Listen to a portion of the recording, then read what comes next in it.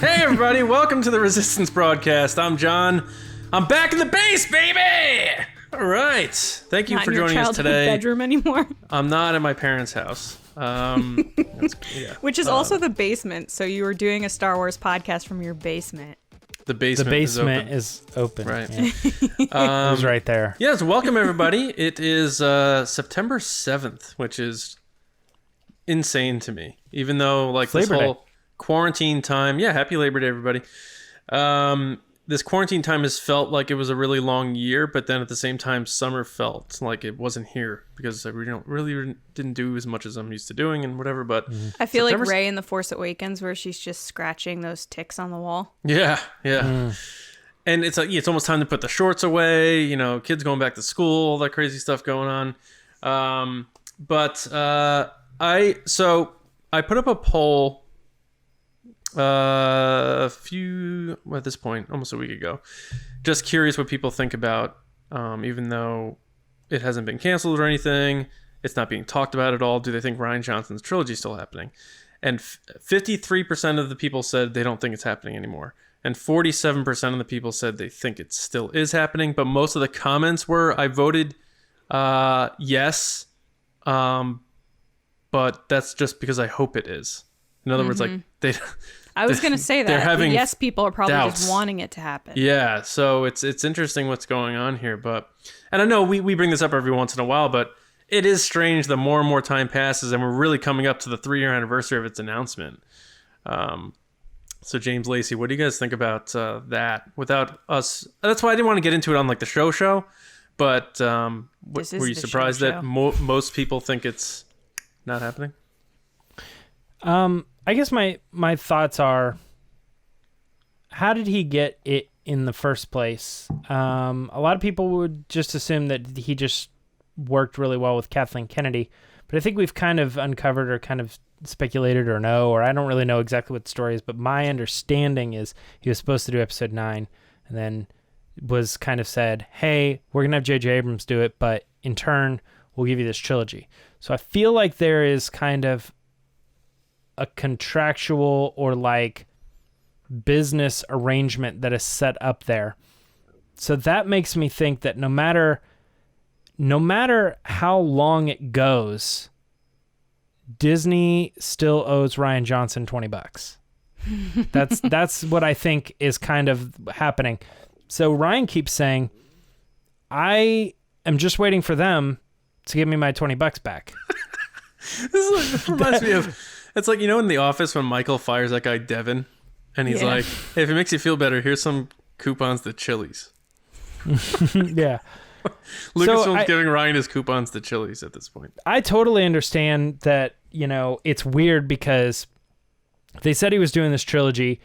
He puts out his movie, everything falls apart, and they still have not canceled his trilogy. And I think the reason they still haven't canceled his trilogy is not because The Last Jedi was not what they wanted it to be or something along those lines. I think it's more along the lines of Lucasfilm did their movies that they were contractually obligated to do, the so to speak, like 7, 8, and 9, and then they did Solo because that was probably in the contract as well.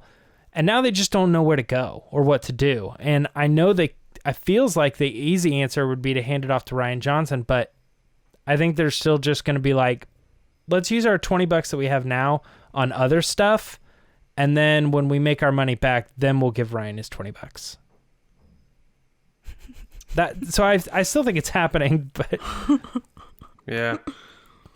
Lacey, were you surprised by the results? No, when you were reading the results and you said, 43% said yes, in my mind, I was thinking, yeah, those people just want it to happen. Not that 47 said yes, 53 no. Sorry, I was thinking 57-43. I thought backwards in my head. So 47% that said yes were just saying that because they were just wanting it to happen, that they weren't willing to click the no button, but like in deep down, they know that they should have hit the no button. Because it's just very suspicious that none of this has happened. Like, we haven't gotten any updates. And every time, we've talked about this before, like, we get some type of comment out of Ryan. It's like, yeah, this one time I thought about doing it. Like it went from I'm working on it, I'm writing it. Yeah, we're kind of working on it. I have this box in my closet of ideas. This one Tuesday we talked about it. Like, yeah, wasn't the last thing that like he said something like we're still talking? Yeah. It's almost like a couple that breaks up and they haven't been able to completely break ties yet. Yeah, it's Hey, cool. like one of them to the other didn't say delete my number from your phone yet. I'll throw this out there too. There is no reason New Mutants had to go to theaters.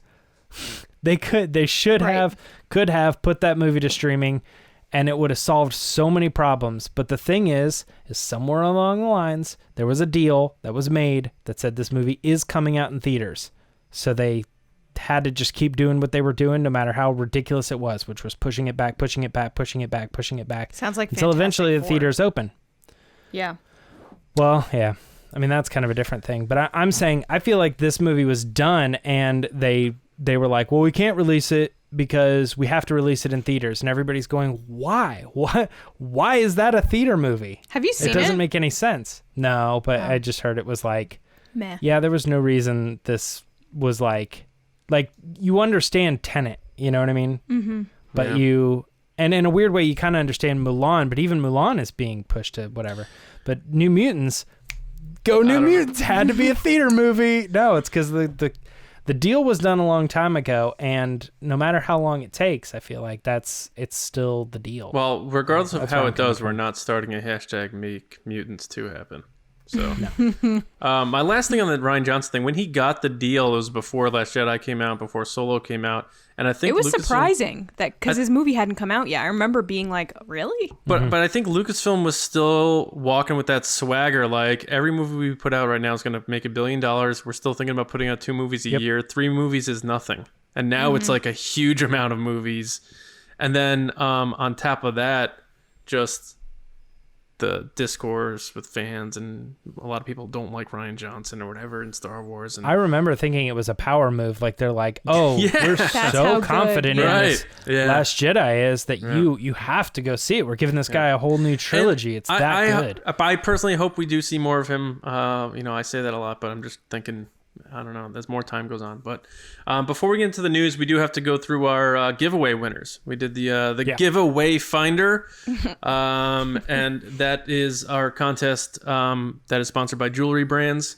And make sure you're heading to jewelrybrands.shop and check out all their swag and gear and jewelry over there. They have not just Star Wars, they have Marvel, all sorts of stuff there, and really cool things, not just your traditional jewelry, right, Lacey? There's tons of stuff over there. Yeah, they have pins, necklaces, rings, earrings, keychains. They have a lot of cool stuff for guys with because I know if you hear jewelry, you're like, oh, that's necklaces and stuff. No, they have like money clips and cufflinks and all different types. They have dog tags, even dog tags, cool stuff. Yeah, rings, like anything you can imagine. They got it.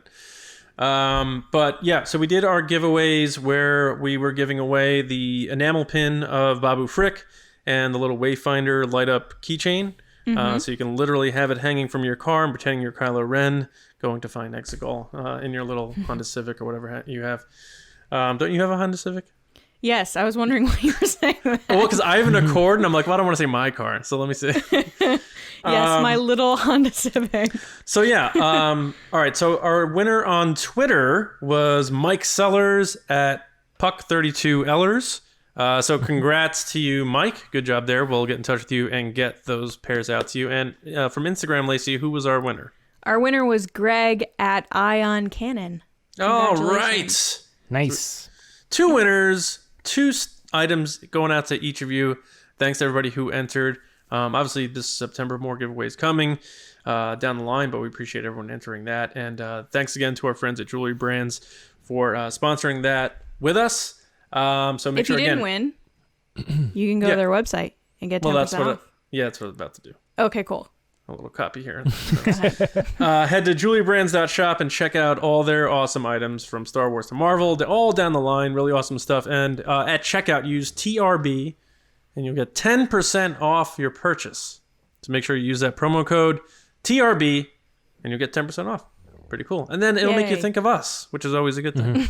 So, but now it's time to get into the news. And James Baney is going to steer the ship through the murky waters. James? It's the Resistance. This is the day, guys. This is the day. Yeah. Mandalorian Season 2 is officially debuting on Disney Plus October 30th, which is really funny because they said it was coming in October, and they really pushed it to this as far back as you can. Everybody's in September. We're like, it's September. Mando's only 1 month away. And then they're like, no, it's October 30th. And we're like, it's basically 2 months away. I don't know how we convinced ourselves or how that happened. We just went backwards in time a little bit. But yes, it's officially coming October 30th. Still no trailer in sight at the current moment as of recording. But yes, we're pretty excited about this here. John, what do you think about the way they handled the release date, if you will? Well, it's funny because I tweeted from TRB when it was September 1st, just to be a little tongue-in-cheeky, Mando Season 2 is coming next month. And some people are like, well, I heard it's getting pushed back. It's getting delayed. There's a lot of problems. That voice. What was that? That's that guy. That's that voice. Oh, that voice, yeah. But yeah, so I was expecting late October because Mando Season 1 came mid-November. I didn't think they were going to go so far off schedule. I think they do want to keep... they want to get a nice boost in the fourth quarter from a business perspective. If you look at the map in terms of the week-to-week thing, Friday seems to be Mando Day. That was the day for Mando Season 1, except for The Rise of Skywalker. And if you look at the dates here, October 30th, that makes sense because then you push 8 episodes every week, and that closes you out right the week before Christmas, December 18th. So it's a nice little window there. Everyone's kind of home for the holidays, probably still quarantining. Who the heck knows what's going on? But and I assume it's going to be another 8 chapters. I think they're going to stay on a pattern there. But I was just thinking, the same way we all assumed that it was going to be an hour. I bet they're going to be like, Mandalorian Season 2, here it is, 6 episodes. And we're going to be like, what? That would be a bummer if it was less. More, give it to me. But less, I don't know. But I'm assuming 8. And if it is 8, we're closing it out on 12/18. But no, it's just, again, one of those things. It's good to hear the official announcement, even though Favreau and Hal Hickel at ILM and everyone said, yeah, it's on schedule, October. Mm-hmm. There was no, they weren't being cryptic about it. Favreau was like, as open as they're going to be from a Lucasfilm project. It's like, yeah, October, we'll see you then. And there we go. Boom, 10:30. And it's funny, though, as soon as we get the date, and then everyone's like, where's the trailer? And everyone's Oh my angry. gosh. Every post now Star Wars does. It's like the where's the trailer last year with Rise of Skywalker. Yeah. I'm honestly more on the camp of don't give us a trailer. Punish us. Because it's so obnoxious with the asking for a trailer every day. Like, who cares? The show's coming out in 53 days. This isn't like 9 months away the movie is, like the way The Rise of Skywalker was, or a year away, give us a teaser. It's 7 weeks or whatever. Yeah. I also think it's weird too, because it's like, I don't know, it just feels like we shouldn't be so excited about 2 minutes of footage. You know what I mean? Commercial. Because as soon as it comes out, we're gonna watch it and we're gonna think it's cool or whatever, but then it's done. You know what I mean? Then it's over. So I don't know. And it's all going to be from the first 5 minutes of the first episode. Probably, yeah. It just, I don't know. I like trailers, but I've never been super I need the trailer. It seems like a lot of fandom is, Yeah. I don't know. Anyway. I mean, I'd love a trailer, but I'm not demanding it. I find it funny that people are demanding it, but I get it. There's a little excitement. People need something to look forward to. Yeah. Why are people so angry about it? I don't know. We actually have a Star Wars show that's happening. We're getting a Star Wars show. Yeah. Come on. It's weird. It feels like people getting like really mad and really angry that they're not getting an ice cream cone or something. And I'm like, you're going to enjoy that ice cream cone and then it's just going to be gone. And then you're going to be like, oh, I'm hungry again a little while later. Like, it just feels weird. Like, why are you so mad over the ice cream cone? I don't understand. It's good. It's just not that big of a deal in my opinion. Lacey, James coming in hot with the metaphors. I know because that is the story, really. Honestly, they put out the day. It's October 30th. We can talk a little bit about it. Lacey, you can add whatever you want to it, but it does feel like immediately as soon as you say that, the conversation sways to, okay, but where's the trailer? Yeah, no. I was just joking because you were saying that Ryan is owed $20, and then you're like, and then they want an ice cream cone, and I'm like, guys, it's just an ice cream cone. Oh yeah. I'm super excited. This is cool. I think it's very interesting that they released this information the exact same morning that John Boyega interview came out, where he was saying he had a terrible experience doing Star Wars, but hey, PR machine, there you are. So they announced this date, which would take no time to announce with a nice new logo, and it would keep people talking about this, which it did, and that dropped out of people's radar, and this was at the top trending topics all day for multiple days. So I'm excited it's coming back. I'm excited we have a date so we can kind of plan ahead. You guys know that the Mando Fan Show is a cool show that we do away from TRB that people seem to enjoy. So that's going to be coming back on the 30th, obviously. The other thing I really enjoyed about this announcement was the art. So the logo is now blue. It has Baby Yoda on it. So the first one, he's all by himself with this orangey sunset. And now this one's blue. So James, you might have to update the logo for Mando Fan Show. But anyway, I didn't think about that. I'm super excited. Do you guys think that Baby Yoda is actually taller, or do you think that's just fans being nuts? No, I think it's literally the clip of him looking up at him in the last episode that they just took a screenshot of and put it into the logo.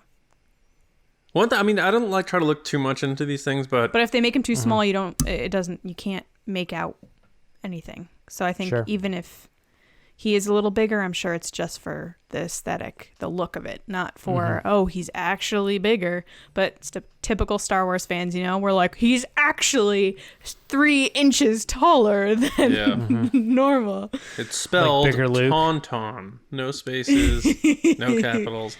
The one thing I did see in the new logo is there's clearly reflections. Yeah. So I don't know. Some people, I saw someone on Twitter like, oh, he's going to Camino and he's going to find out why Baby Yoda was cloned from Yoda or something. And it's amazing how one new logo just spurns so much of the speculation nation. I love it though, because we're desperate right now, so I'll take all those theories. No, I was fun. Trust me, I was doing the zoom in thing. I was like, I loved the moisture evaporator. Off to the right side, there's like a moon that looked really cool. It looked like water. It's blue versus orange, which is sand.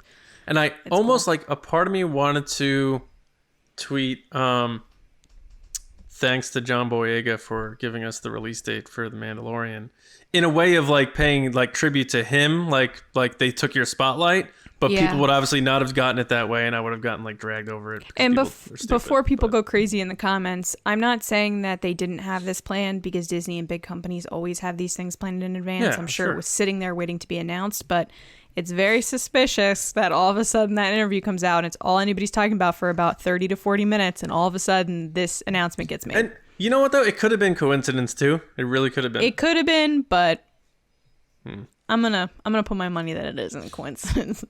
You guys want to talk about Jeff Goldblum? Yeah. I'm crestfallen. I'm always interested in talking about Jeff Goldblum. Yep.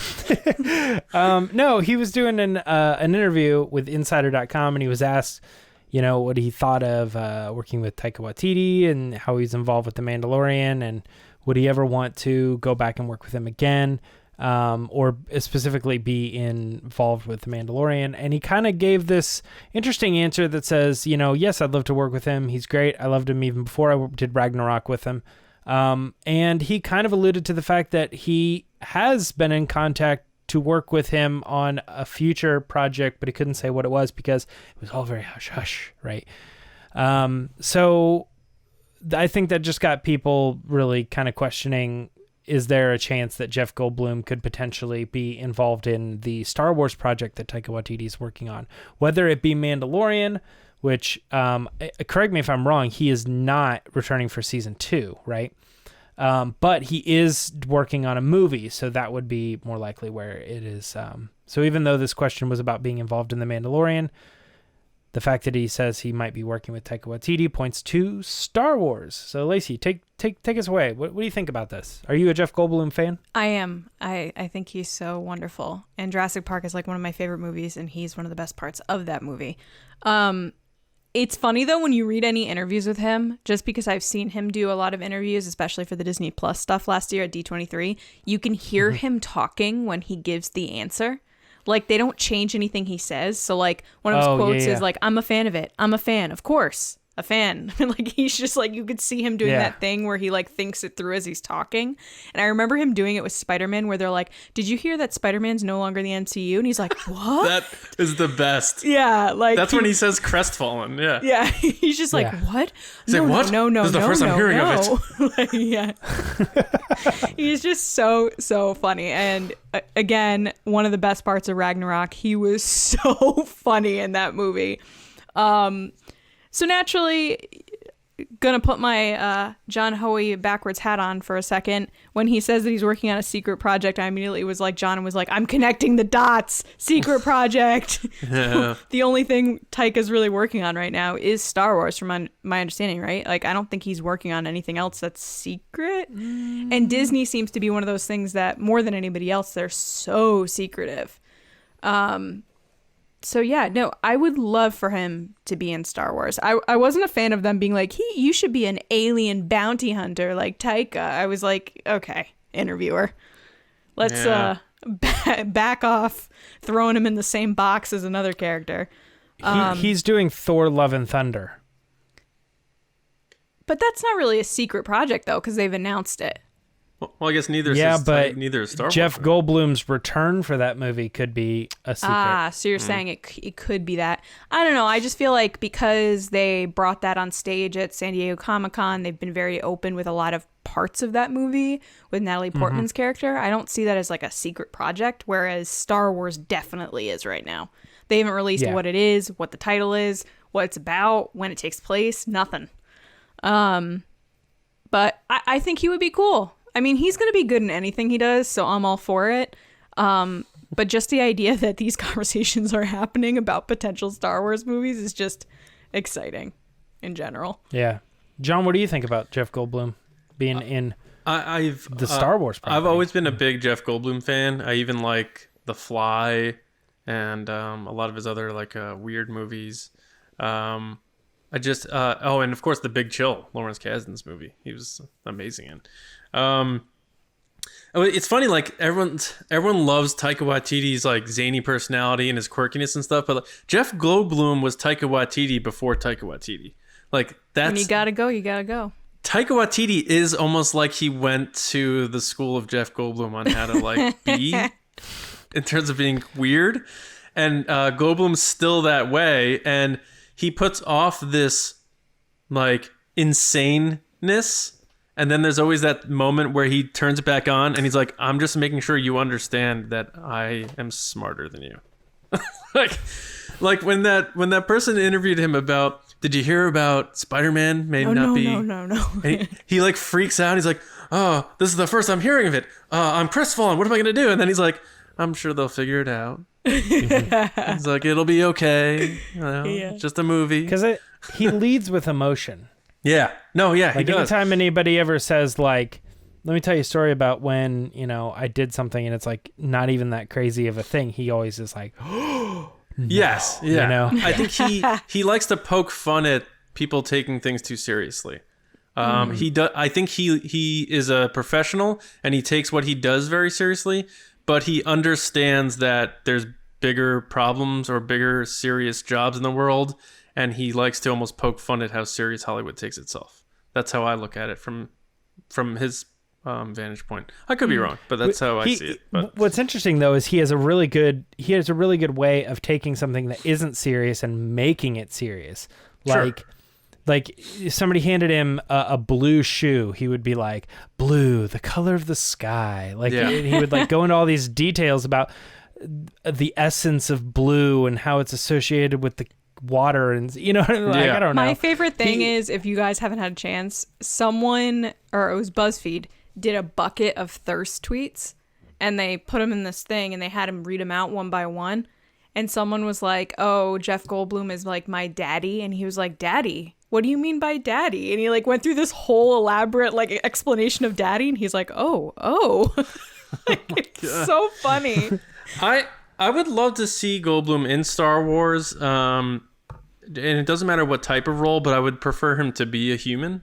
I don't want him hidden in makeup, the way we've seen some of our other actors make cameos and stuff. I would like to see Jeff Goldblum in the mix, almost like not necessarily a serious character like in Independence Day or even in Jurassic Park, but I would like to see him be him and be like, all right, that's my guy. There's Goldblum. He's still doing this thing, still taking the punches, still out there appearing in these big box office things. And also, don't forget, Kathleen Kennedy was executive producer of Jurassic Park, and he was, like you said, a highlight of that movie. So she's very familiar with working with him and probably appreciates what he does. But in terms of Mando, that was the first thing I said. It's like, there's no way it's Mando because Taika's not directing Mandalorian season 2. He's not writing season 2, so it's not that. I know people immediately, or season 3, or whatever. People immediately went to that. I think it's something different. It could be the next Thor, but I'd be totally down if he had some sort of way of getting into Star Wars, because I've always just been a huge fan of his. I think he's an immense talent. You almost feel like he writes his own dialogue because people know how to write for Jeff Goldblum when they write it well. And I would love to see that in a galaxy far, far away. His prose and his way of delivering lines and his sense of humor, but also his intelligence. So give me all of that in a character in Star Wars, and I think it would hit the mark really, really well. Do you know what's funny? I like Jeff Goldblum too, and I actually like his show on Disney Plus. I watched all the episodes. He's so much fun as a personality. I'm a little indifferent about him being in Star Wars, and that is me just needing to like loosen up, I think, and let my Star Wars kind of breathe and be like more like the Marvel is, where they can kind of have a serious movie and a funny movie. But I like my Star Wars in the tone that it is, and I feel like I kind of feel like that's maybe where like the Solo thing was going, and they're like, we don't like this. Like, this tone isn't working. So they shifted it back to comedic and fun, but like within the Star Wars world. And I feel like Jeff Goldblum is one of those people who, as much as I like him, could potentially take us to that wacky world and that wacky tone. Yeah, but don't typecast him, because he can play dark too. He can, if you see The Fly, like, he can play a pretty brooding and almost like disturbed person. Like, he's a talented dude. I feel like people in the latter part of his life, because he almost ups his like cartoonish personality, people like typecast him as that, but I don't think that's fair. I think he's also saying he's coming off of a series, though, which is him being over the top. That's what he was just saying. I guess my thoughts are too, is even you saying he can play characters. Look at like some of the early movies that he did. He just might not be there anymore. You know what I mean? He has cultivated his own personality, that kind of like Bill Murray. You don't hire, not that Bill Murray was ever like, a serious actor or anything like that, but you put Bill Murray in a Bill Murray role. Sure. You know what I mean? Because he's cultivated that characteristic. And when you want a Bill Murray role, it's either Bill Murray or somebody imitating Bill Murray and just trying to do him. Yeah. And I think within the world of like acting, that's like, that's the goal probably of every actor. They want to be that person. Like, I wish. You're either Robert De Niro or you're impersonating Robert. I miss De Niro, Bill Murray when he was funny. All his movies now are him sitting on a couch, like staring out into space for 10 minutes. That's because he got involved with Wes Anderson. Garbage. And Wes Anderson, to me, like, I get it. I get it, but I don't get it. People are gonna be in the comments like, how can you say that? But I don't like. Yeah, his it's sepia just weird. tones and. It's weird to me when like you can watch like a band be super weird, but they're like successful, and you're like, I get it, but I don't get it. And then like when one of your friends is like, I don't know, man, I like them. You're like, no, you're crazy. You know? Like all of a sudden you turn against it. Well, like going to a Radiohead concert. I don't know that I know that much Radiohead, honestly. Well, that's Jeff Goldblum. He's probably in the Thor movie, and this is all blown out of proportion. Yeah. But one casting that we can confirm is that Yoda is in fact going to be in the High Republic books. We got some concept art that was released. Somebody took a couple screenshots from the movie, penned it over, put them in a couple different clothes, and then they said, this is it, guys, get stoked. A character you were pretty sure was probably going to be a Jedi Master around this time is officially a Jedi Master around this time. So that is the story. I honestly don't know why this was held off. As they should have started with this, I think. Yeah, or just included it because it's obvious. Yeah. You know? Yeah. When they were putting out all those other characters, I think they just wanted to let those other characters breathe or something without being shot down. But I want you guys to talk about it. The only thing I really have to say is that it doesn't look like an older or younger Yoda. It just looks like Yoda to me. It doesn't. Nothing surprising. It looks like Mace Windu to me. I don't think it looks like Yoda at all. As soon as someone said that online, like a bunch of people said concept art, though. I was like, it does look like Mace Windu. Here's a concept. Make Yoda look like Yoda. How about that concept? Okay, it definitely looks like Yoda. It just looks a little off. That's what I'm saying. Do people... I feel like people forgot what Yoda looks like. Okay, like, even it's green, prequels, it has the ears, and it's the same shape of... It literally is Yoda. Even in the prequels, he doesn't look like Yoda. This is what like bothers me so much. Like, first of all, the episode 1 puppet was an embarrassment. That's so funny. So then they did the CGI. Yeah, they did like paint chip eating baby Yoda. And then they fixed it with the CGI version of Yoda, which still doesn't look like Yoda. Like, when you take someone who's 900 years old and you minus 30 years off their life, he should still look like the same person. That's like a 2-year age difference in a human. So they made him look like a gremlin in the prequels. I never liked it. It always bothered me. And even bothered you are. Yeah, and even like they did too high of an octave with the Frank Oz voice, but I won't get into that. But now this thing, like, they just took the episode 3 shot, put an Instagram filter on it, and like handed in their homework because they forgot to do it. And it's like, now we're gonna release this to the public, and they're gonna be amazed because it's Yoda, and everyone's like, don't insult our intelligence or our appreciation for things.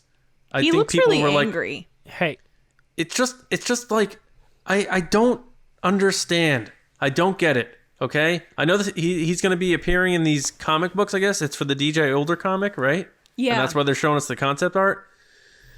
IDW, and I shouldn't be this mad about it, but it's almost like, I don't know. Like, yeah, of course Yoda's going to be around at this time, but like, don't make it this big giant reveal like, we want to let everyone know Yoda's back. And it's like you said, James, like, yeah, where did you think he was going to be? We had a full conversation about this one episode, about the High Republic and Yoda being there. I think it was Will of the Force. Mm-hmm. I think everybody, it's like that, again, it's that Paige Tico dying thing. It's like everyone called it. And we all knew Yoda's going to be back. He's been training Jedi for 800 years. It's like, wait, when does this take place? Doesn't at the height of the Jedi? Surgeon? I wonder if Yoda's going to be around. Yeah. But John, to counteract what you're saying, I said it looks like Yoda. Well, number one, it's an artist rendition. It's concept art, right? And when you talk about an artist rendition, look at Clone Wars Yoda. Look at Rebels Yoda. Clearly like a totally different art form. And to me, because these pictures clearly look like they were taken from screenshots of the movie and just kind of like painted over lightly, like maybe you might not like the facial expression or whatever, but at the end of the day, we've probably all seen, there's like a fan art out there of like what young Yoda could look like, and he's got the dreadlocks. You guys, do you know what I'm talking about? Yep. Yeah, it's a popular fan art of young Yoda. And it's like, had they put that out there and been like, oh, this is Yoda 200 years ago, you'd be like, oh, that's a cool reveal of a younger Yoda. That's neat. This picture to me just looks straight up like Yoda. With different clothes on, yeah. Yeah, it just looks and weirdly like, John, no what hair. You were saying, like the 30 year for someone who's 9 years old. They just said, well, like, yeah, well, 200 years for someone who's 9 years old, they'd look basically the same. So they just did that. And I was like, no, this is the time when you should have the liberty to kind of mess with his look a little bit. Yeah. But I don't know. They're probably just afraid that someone's going to come along and they want to do a movie around that time, and they're going to want to make Yoda look like he did in the movies, and they're going to be like, no, he has like dreadlocks now, so you have to go with that. I'm just confused, like, because why this is a big thing. It's not. You mean High Republic? No. Or just the Yoda? No, I mean the Yoda reveal, and we want everyone to know that, bang, there's our big reveal. There's Yoda. Like, they're trying to almost build that up to get more juice going with this stuff. My thing is I just think they don't have anything else, so they're just dropping nuggets here and there. Nothing big, but just like every week we look for the news and we're like, that's your news for the week? That's your news for the month? Why can't you draw Yoda and look like how Yoda's supposed to look in Empire Strikes Back? Like, I don't get that. I say they did do that, but that's okay. I know there's other people out there who agree with me that prequels Yoda does not look like Yoda, and he should. But well, yeah. And that I agree with that. I'm talking about this photo. That's me, and I'm not trying to sound grumpy, but that's the nerd. Like, that's my nerd part coming out, where I really like continuity a lot. Mm-hmm. When I want to escape in my stories, I don't want to be knocked out of it because I see something that doesn't look the way it's supposed to look. All I'm thinking about is Stanley being like, why are you calling me at home when I'm watching my stories? When I'm watching my stories. Also Chewbacca in episode 3 looks terrible. And that makes no sense either. Like, it just looks awful. And I don't understand it. It's almost like the Chewie at Disney World, where they're like, that's good enough. Go on, Jeff. Yeah. Go hug people. I just, people are going to say like I'm being a hater and grumpy and stuff, but it shouldn't have been that hard to make Yoda look like Yoda in the prequels. That's all I'm saying. And that art doesn't match the other art that's been released on their webpage. That's the weird thing, is it doesn't match. I'm a big matchy person when it comes to graphics and stuff. These guys can tell you to the point that I'm annoying. And this art doesn't match any of the other art they officially have up there for characters within the High Republic. And I find it interesting. They also changed some of the looks of some of the characters, including Stellan Gios went from like a Captain America looking guy to like he's got a beard and long hair now. Yeah. It was just confusing because I was like... art. That's what you got to remember. These are all... Like, I almost feel like this is like them not releasing official art for the sequel trilogy. They're just releasing like the art of The Force Awakens pictures first. No, I they totally actually kind of did that. it with Mando. They said like, here's Cara Dune. That's what she looks like. Yeah. And it's like, you look at it now and it's like, that doesn't look like Cara Dune, but it kind of does a little bit. No, but it's kind of a concept picture. But it still looks like Gina Carano. She just has different hair. This guy that they now put out there doesn't look like the guy they put out back in January. And I'm totally for renditions of characters. Like, look at the transformation Kylo Ren went through when they started to when they finished. I get it. It's just strange to me that it's one thing to change a haircut and stuff, but like the build of the character, it just looks different. Like, even we've talked about Avar Kriss, how many renditions she's gone through, but she still remained blonde and a woman in the same outfit. Maybe they saw the new Bill and Ted and realized how weird Keanu Reeves looks without facial hair now, and they're like, we got to get this guy some facial hair. He does have Keanu Reeves hair. It's like longer hair. I don't know. That's what I mean. Sorry, like, guys. you know? I went on a tangent about hair again because it's like my thing, but it was just very strange to me that they went from this clean cut guy to like, I'm the rugged Jedi guy. what I pulled away from all of that was that I think Lacey knows more about the characters of High Republic than I do. I actually read stuff, guys. Well, I know, but like you know their names and stuff, and I'm like, man, I don't know their names yet. It's going to take me a while to get into some of these. And this Yoda thing, he's going to be in the DJ Older comic, so they need him to be visually presented. And I'm not hating on like he's with Padawans again. Yeah, I'm not hating on the images themselves. There's something about like that reveal, like they were almost like, this'll hold them off for a while. Let's give them this. And it just felt, you know what I mean? Like, oh, we're so proud to reveal Yoda, and this is how we did it. I'm like, yeah. Like 3 minutes later, because fans are so good at this, they're like, episode 3 image, your image. They announced it at the website that they have now, which is nice. They list all the information and everything. Yeah. Yeah. Well, I feel like that's just about everything we can say. Now, I did want to bring up, too, this is a little bit off the subject, but we had a Star Wars Newsnet exclusive of Rey's lightsaber in the book that's coming out. Yeah. That's the lightsaber collection book or whichever, which I've talked about. I have on pre-order. But they've been releasing a lot of these photos. They're releasing like the whole book. I know. I'm sitting there like, okay, it's actually in an odd way kind of making me rethink my pre-order, because I'm like, number one, I kind of thought the book was going to be something a little bit different. And I thought, but the way they're like releasing the pages and stuff, it makes me think like it's just going to be this, like turn the page at somebody else, turn the page at somebody else. Yeah. I thought it was going to have more of like explanations of lightsabers, like lore on the Kyber and other stuff like that. It's like it still might. Yeah. But yeah, it does feel weird to me that all this was here. But this is, I think, like probably one of the most official looks we've ever gotten of this lightsaber. And I wanted to ask you, Lacey, what you thought, because I know you're all James, about that lightsaber. Thanks for asking me first. I feel like this exclusive came to Star Wars Newsnet because of me somehow, somewhere. Someone was like, you know what? I think Lacey would like this information. Yeah. No, this is super cool. We got a full look of the lightsaber. It gives you some basic info. I really just want to buy this thing, and I don't understand why this is the only thing I can buy about this lightsaber is a page, technically. And I don't get it. Also, the image they have, cool. She looks really cool. It looks like she's fighting with it. Why didn't we get that in the movie? Where's that shot from? Do you think that shot is a promo picture they took with the blue lightsaber, and then they just... Yeah. It could be, John's nodding his head. Or it's principal photography with the yellow one for the toys and stuff that are coming. Yeah. But other than that, I mean, this book is super cool where they run through all the different lightsabers. I want to know who's in charge of writing the copy for this stuff, because it's very confusing, the blurb for this lightsaber, if you look at it and read it.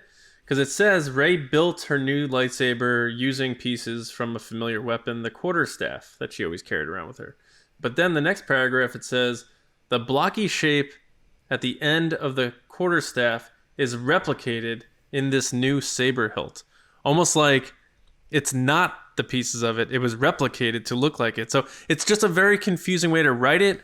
I'm pretty certain it is her quarterstaff made into a lightsaber. Yeah. But writing that way can certainly confuse people. So I just want to come out and say I'm saying it is her piece of her quarterstaff. It is a single bladed lightsaber, and then she wrapped like leather or whatever in the middle as for a grip. I also thought the copy was a little weird too, because it was like Rey is a master Jedi. She was also in The Last Jedi. Like it's like weird. It just skips out of canon, you know. Also, looking at this, it might just be a drawing of her, because it's more of a sketch. So it does look draw-ish. Yeah, it looks like a painting. That's the Instagram filter they use for the High Republic Oh, stuff. This one actually looks like. Stop. Imagine this didn't look like her at all. Stop. Like, we have to age her up. It's been a month. Let's make her look 70. But she's got the backpack on and everything.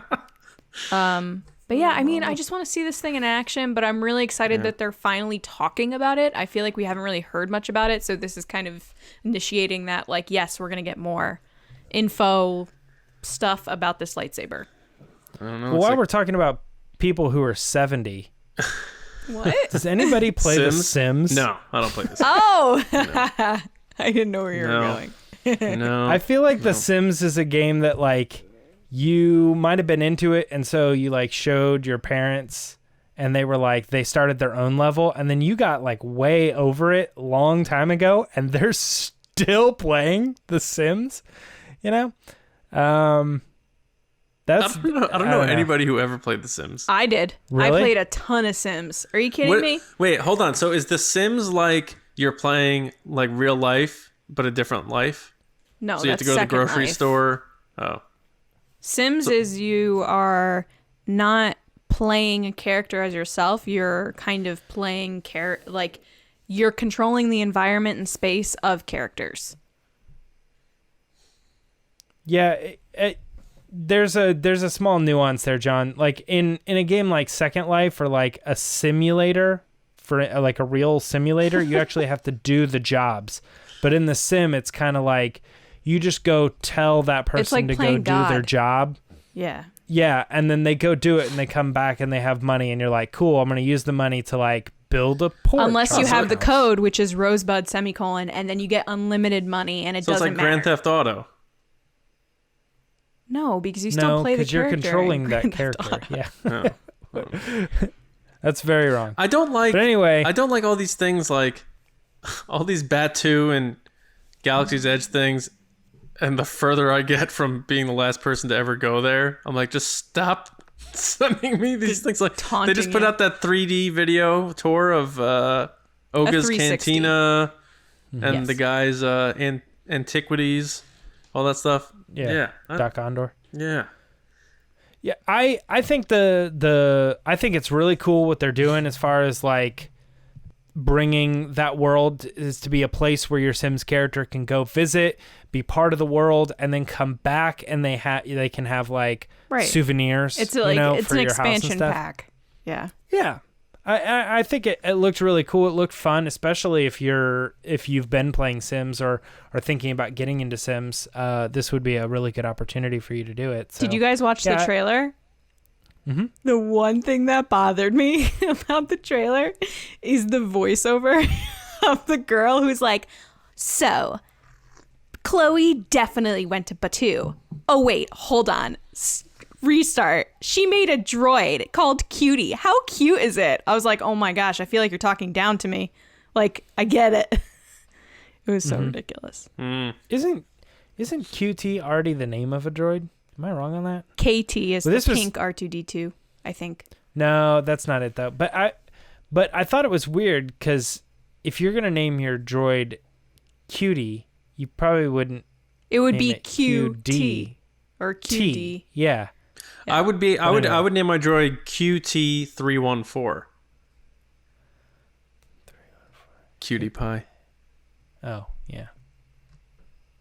I hate you so much. Nope. That concludes Resistance Report this week. Let's get to the Patreon Podrace. Math. Lucy, what do you got? All right, guys, it's time for the Patreon Podrace.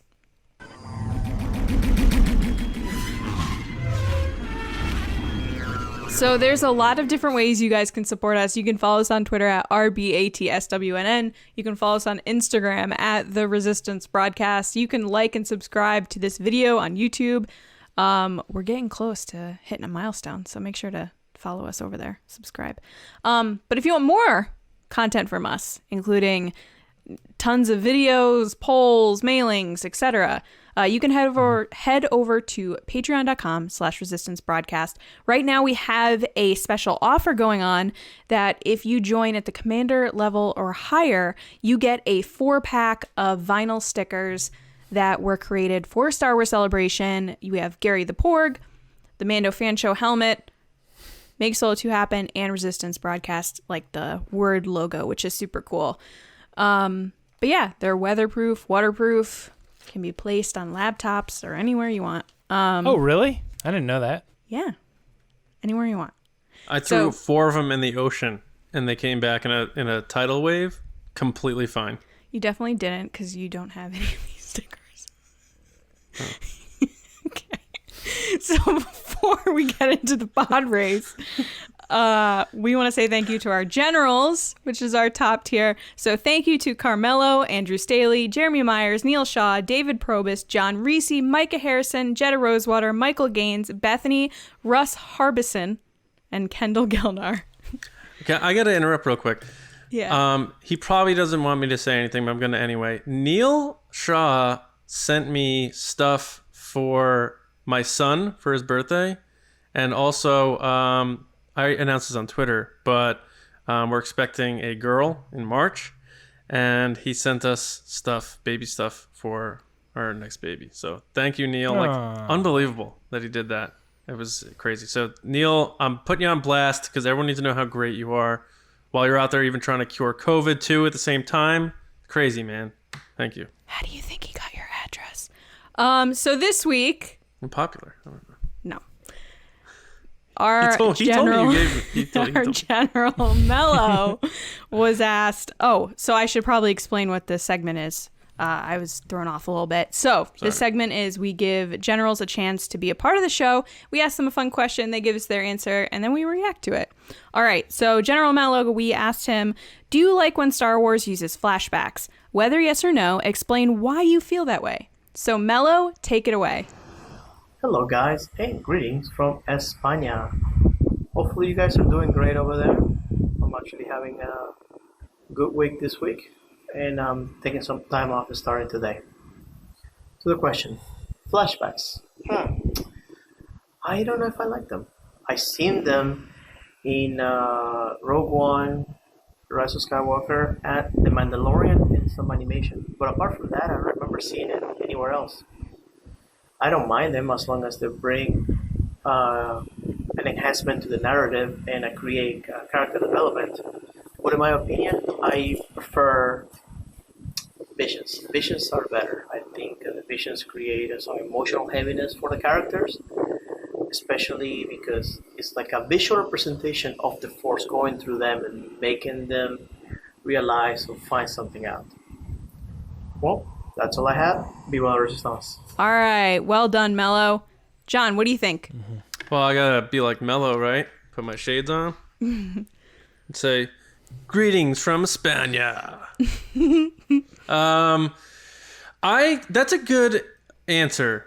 I kind of agree with you there, Mello. I do like that Star Wars has decided to use flashbacks because I think it does allow us to fill the stories a bit more.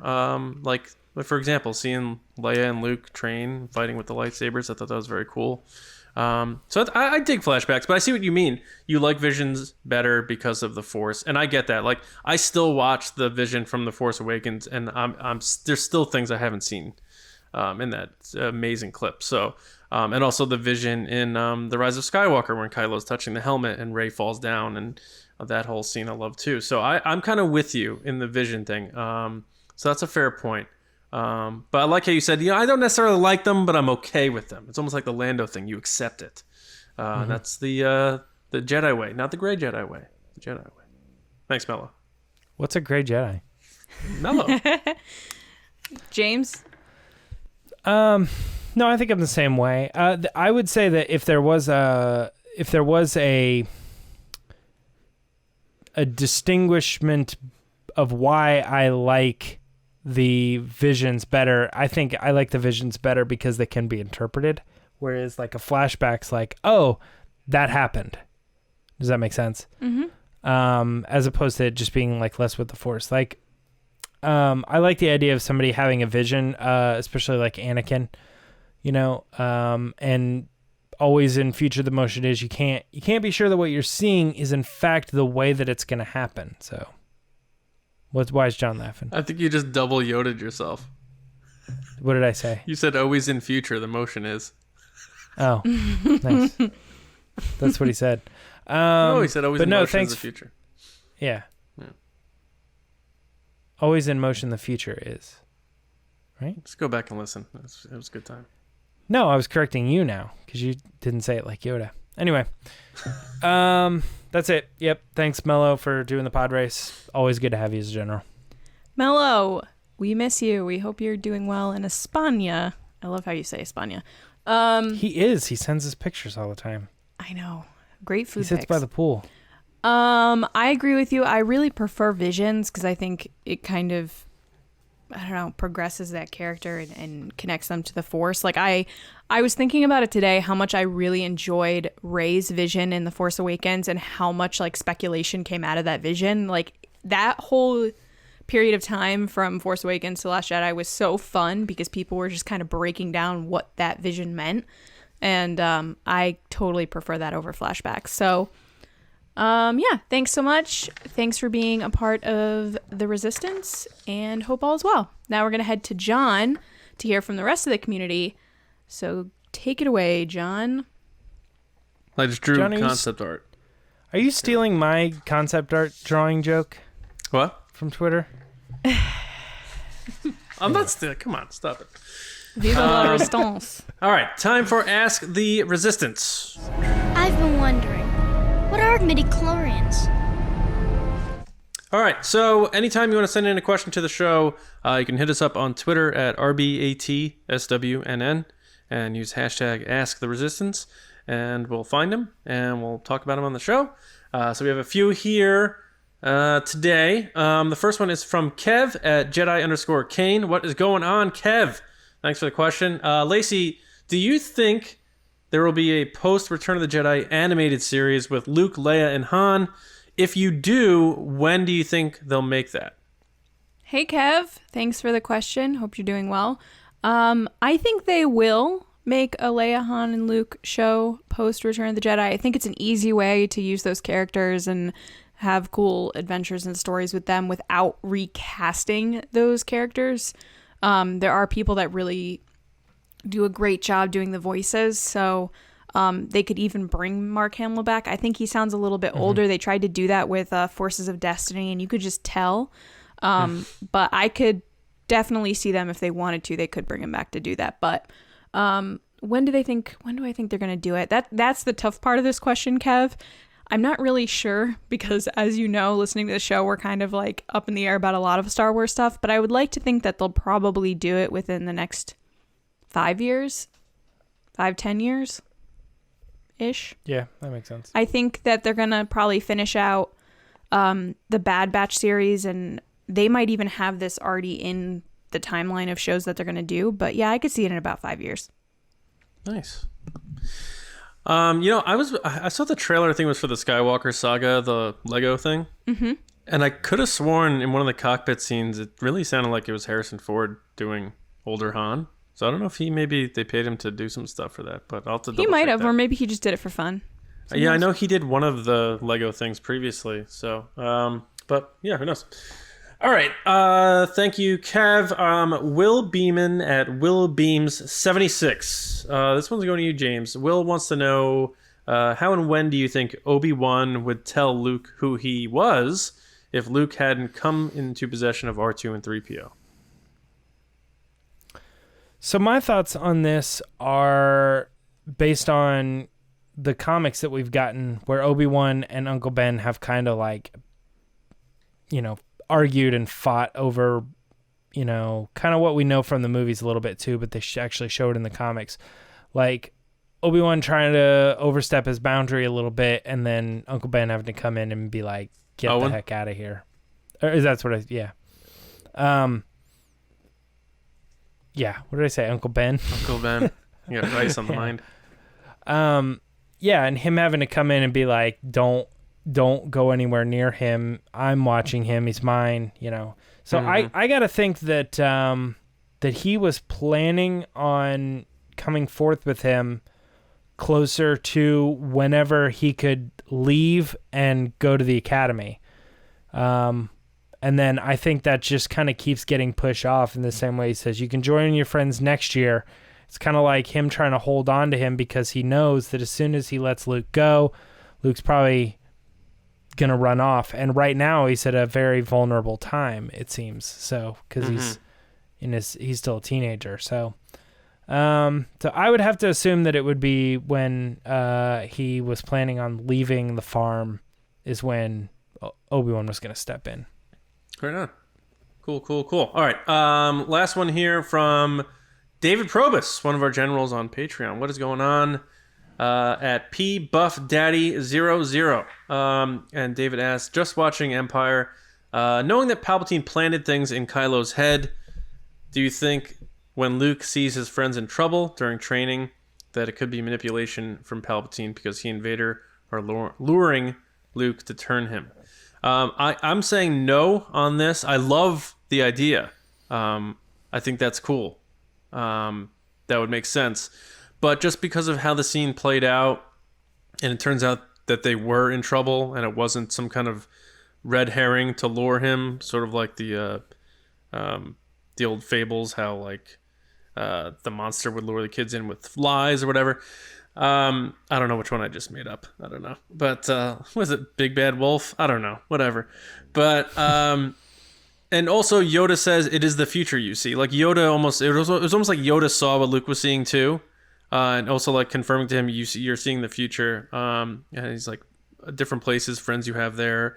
So I think because of that, I don't think this is something that Palpatine cooked up to put inside Luke's head.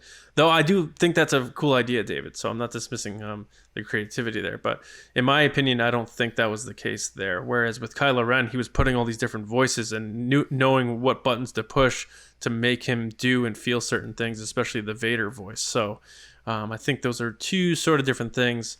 If he had more time to spend with Luke, or is a situation where Luke turned to the dark side or whatever, maybe he would have introduced that, but it never got to that place. So I'm going to say no on that one. But let me know what you think about my answer. Maybe you disagree, and maybe we can chat about it online, man. In the Discord, too. We'll bring it up to everyone in the chat. But that's it. So we appreciate everyone sending in your questions. Keep them coming. You can also email them to us at resistancebroadcast@gmail.com. Or we have, you can send them to them on a DM, too, if you like, whatever you prefer. But that takes us to the end of the show. So we want to thank everyone for listening and watching and being a part of the Resistance. Like Lacey said before, make sure you do subscribe to us because we have 2 shows every week. And next month, we're bringing back the Mando Fan Show on Fridays. So you do want to subscribe on YouTube, SoundCloud, Spotify. We have a lot of people joining us over there. So definitely check this out over there. Apple Podcasts, wherever you get your podcasts. We'll be there twice a week and then 3 times a week starting next month. Whew. A lot of coffee. StarWarsNewsNet.com every day for all of your Star Wars news, reviews, editorials, information, and more. Teespring.com/store/Resistance Broadcast. All our designs are up over there. Thank you to everyone who took advantage of the sales that we had during Star Wars Celebration Week last week. But we're going to have more stuff coming down the line, and we hope you're enjoying all of our new designs. And we have the Mando Fan Show stuff, so go check that out. And I think that's about it. So you guys can find me on Twitter at Johnny Hoey and writing and editing over at Star Wars News.net. James?